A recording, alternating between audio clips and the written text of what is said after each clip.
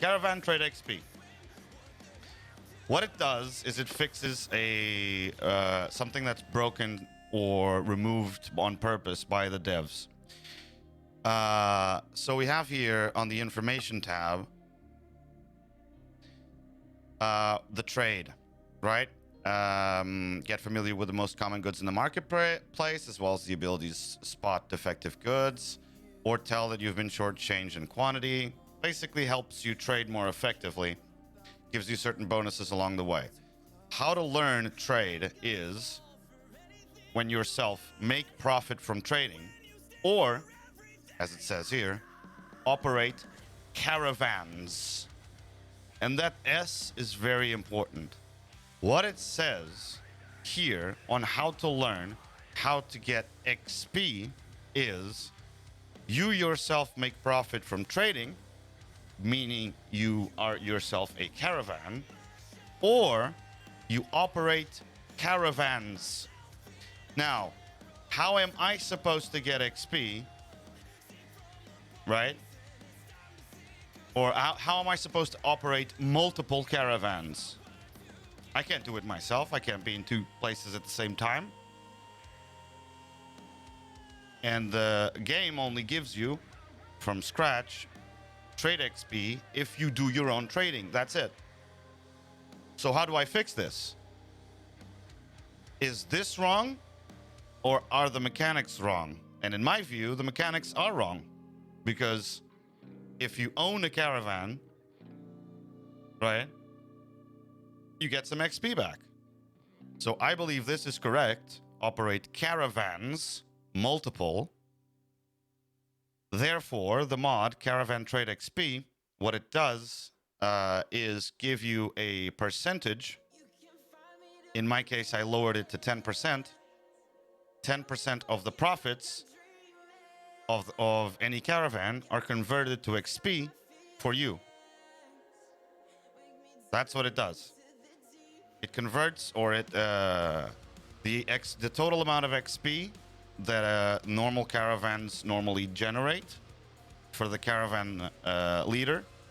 10% of it comes to me because I own and operate the caravans. Right? That's the Caravan Trade XP in a nutshell. That's why I have 161. I wanted to get leadership, the ultimate leader, and immortal charm. And this has been, today is what, day 6 of this playthrough, and I'm at 161 trade. Slowly over time, getting while operating caravans, getting that trade XP and slowly going up. I'm never gonna get here unless I do it myself.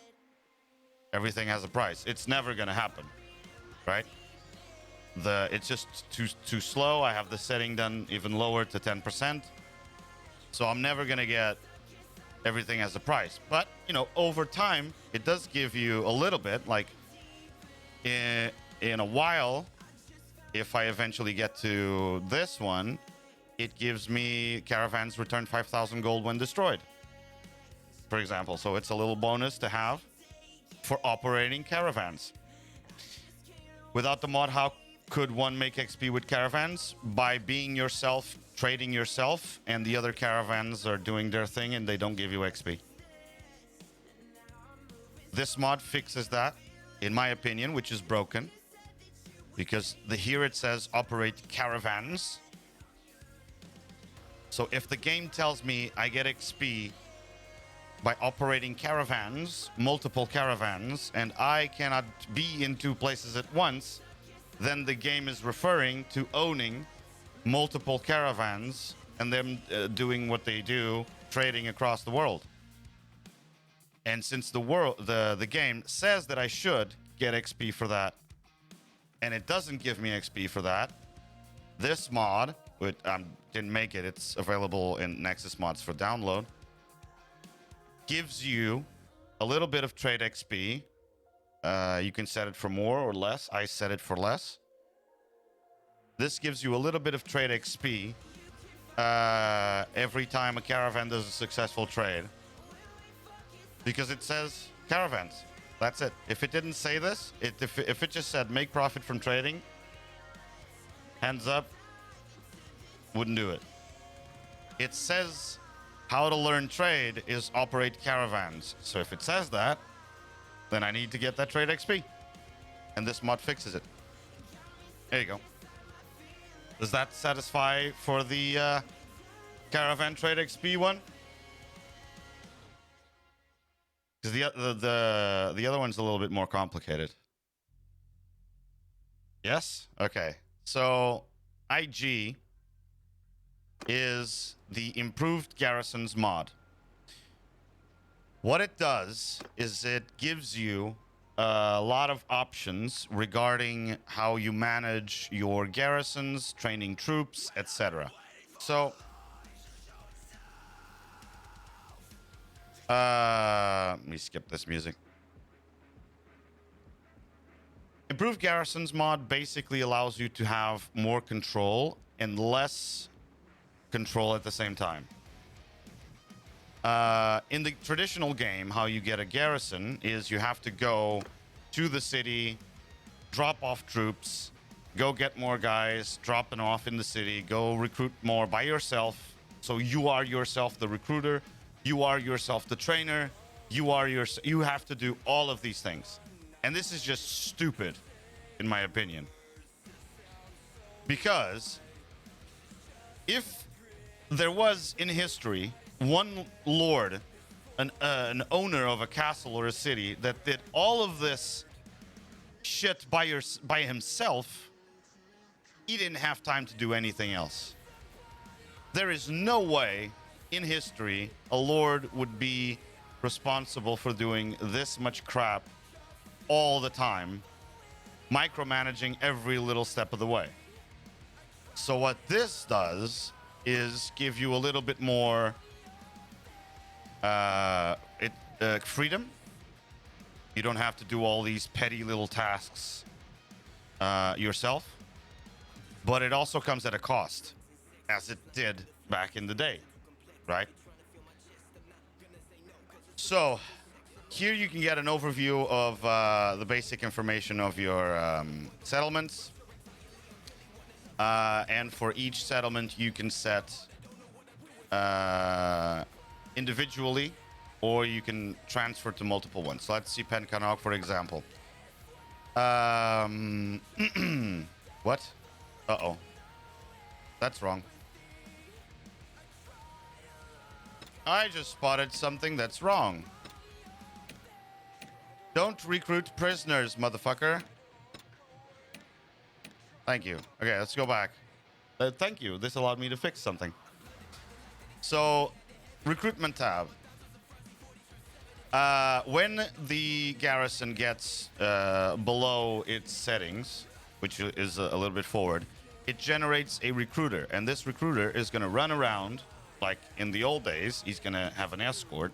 He's going to go to the villages and towns, and he's going to ask the villagers to join him. And he's going to gather these villagers, these units that are in the villages, and bring them to the garrison.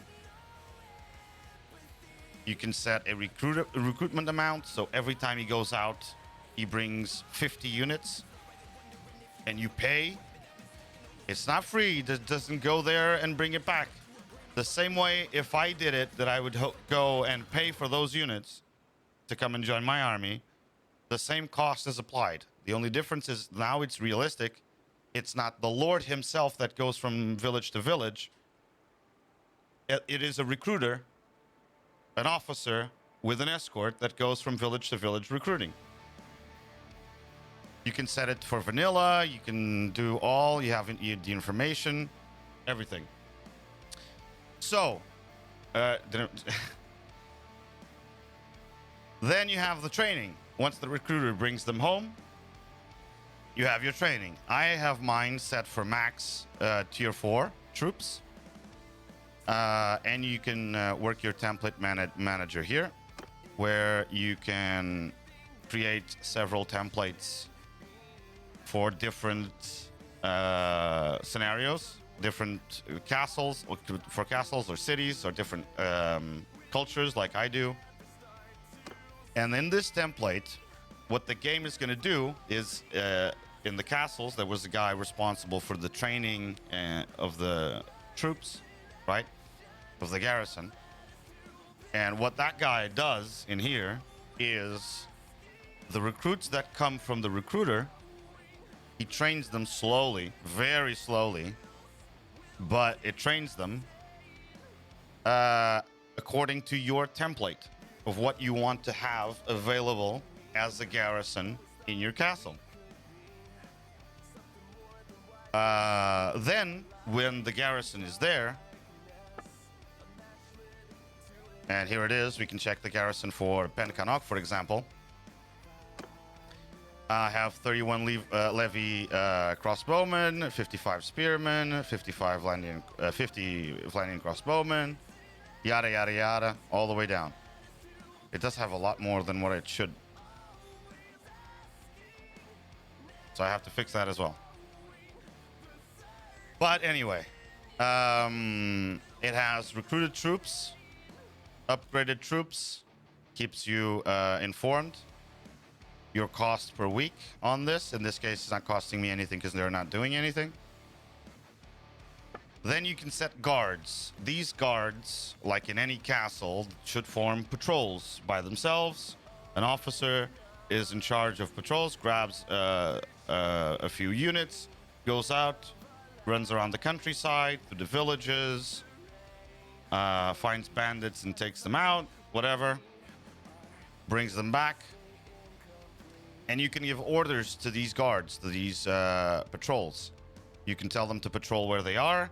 You can order them to escort you or something specific. Or you can order them to return to where they came from, to their garrison, to reinforce that garrison temporarily. As I said, to avoid many boring micromanagement. Excellent mod. Yes, true.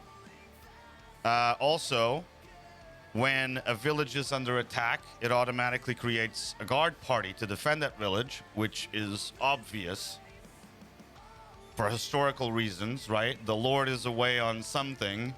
The castle learns that the village is attacked. The castle is going to obviously create a party to go and help defend that village. Here you can set all the stuff.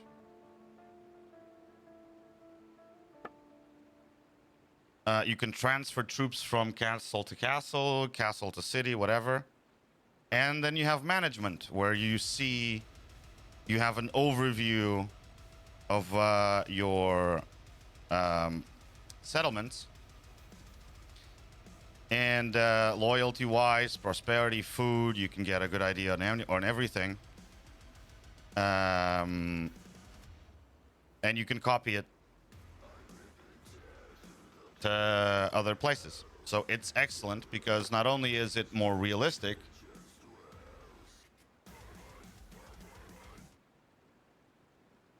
what a stupid song. Not only is it more realistic, it also helps you avoid those stupid, little, annoying, infuriating tasks that the base game makes you do. And makes it a little more akin to what it was in reality. Gives you, instead of having to manually create parties to go do something, it allows you to focus in being a lord and not in being a lord, the trainer of the troops individually for every castle and every city, being the guy that goes around recruiting all the troops for every castle and every city, being the guy that transfers the troops from every castle to every city. You're basically no longer a medieval Uber. And you become an actual lord, and you can order them around. Which is, one of the, if not the best perk of being a lord in medieval times. So yeah, these are the two mods that I never play without.